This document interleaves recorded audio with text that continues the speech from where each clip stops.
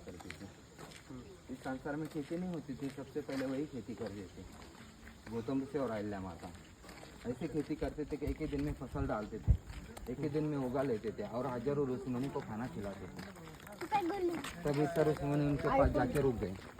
उनको लगा कि खेती में कुछ माया है, ये खेती हमारी बनेगी तो हमको बड़ा महात्मा कहलेंगे यहाँ का। तो जो गौतम ऋषि और अहिल्या माता थी उनको भगाने के बहुत प्रयत्न किए, लेकिन वो उनसे बहुत श्रेष्ठ थे, उनसे तो कुछ उपाय बना नहीं। फिर वहाँ से वो इतर ऋषिमुनि चले गए इंद्र भगवान के पास और इंद्र भगवान को बोलने लगे कि यहाँ से हमको गौतम ऋषि और अहिल्या माता को भगाना है भगवान, कुछ उपाय दे दो। तो उनके हाथ से भी छल हो चुका था अहिल्या माता के साथ इंद्र भगवान से। तो इन्होंने स्पष्ट कह दिया कि मेरे से कुछ उपाय नहीं होगा।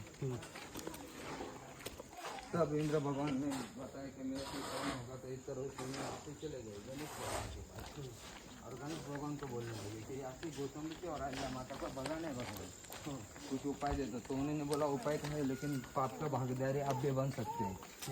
तब भी इस तरह से नहीं बोले हमको स्वीकार है। और गणेश भगवान को बोल दिया था माता पार्वती ने कि शिव जी की जट में जो गंगा है उससे दूर करना है। तो उसने बोला माता उपाय मिल जाएगा तो वो भी हो जाएगा। जब इस तरह से उनके पास जाते तो बोलते उपाय तो है, लेकिन पाप का भागीदारी आप भी बन सकते हैं। तब भी वो बोले हमको स्वीकार है। तब गणेश भगवान ने गौ का रूप धारण करके उनका वो खा लिया था, तो इसकी वजह से उन्होंने श्राप दिया था। तो उनके खेत में चले गए, तो वो फसल खाना चालू कर दिया। फसल खाना चालू कर दिया तो उन्होंने देखा यार अपना फसल खा लेगा तो शाम को ऋषिमुनि को खाना कैसे खिलाए। तब उन्होंने एक दर्भ की काड़ी उठाई और वो गौ का हकलने के प्रयत्न किए। वर्ष होते उनके हाथों से गौ हत्या बन गई। सभी ऋषिमुनि धिक्कारने लगे, गौ को मारा या माँ को मारा एक ही समान हो चुका है। तो ये आप यहाँ से चले जाओ, आप यहाँ मत रुकिए, आपसे हाथ से जल तक कोई ग्रहण नहीं करेगा। तो वो वहाँ से गए नहीं, वही बैठ के भगवान शिव जी की तपस्या कर ले 12 साल। तब उन्होंने भगवान शिव जी को प्रसन्न कर लिया। तब उन्होंने पूछा क्या वरदान चाहिए। तो उसने बोला प्रभु तुम्हारी जटे में जो गंगा है, मेरे हाथों से गौ हत्या हुई है, वो पाप का निवारण नहीं हो रहा है। जब गंगा स्नान कर लूंगा तब मैं गौ हत्या के पाप से मुक्त हो जाऊंगा। तब उनको गंगा स्नान करवाया गौतम ऋषि को, फिर वो गौ हत्या के पाप से मुक्त हो गए।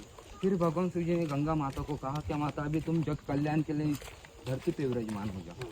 तो माता मान नहीं रही थी। माता बोलने लगी धरती पे जाते एक ऋषि का पाप मेरे सर पे दे दिया प्रभु, अभी तो मैं धरती पे नहीं जा सकती। तो उनको क्रोध आ गया कि मैंने इनको जब कल्याण के लिए बोला तो ये धरती पे मना ही कर रही। तो उनको क्रोध में उनको श्राप दे दिए। अच्छा ये नीचे वाली जो सीढ़ी आ रही है वो यही है? हाँ, त्र्यंबकेश्वर गाँव 750 सीढ़ी वाला रास्ता है। तो उनको श्राप दे दिए कि जा तुम उस साइड, उनको नाम पड़ गया वैतरणी, त्याग दिया ना उसको।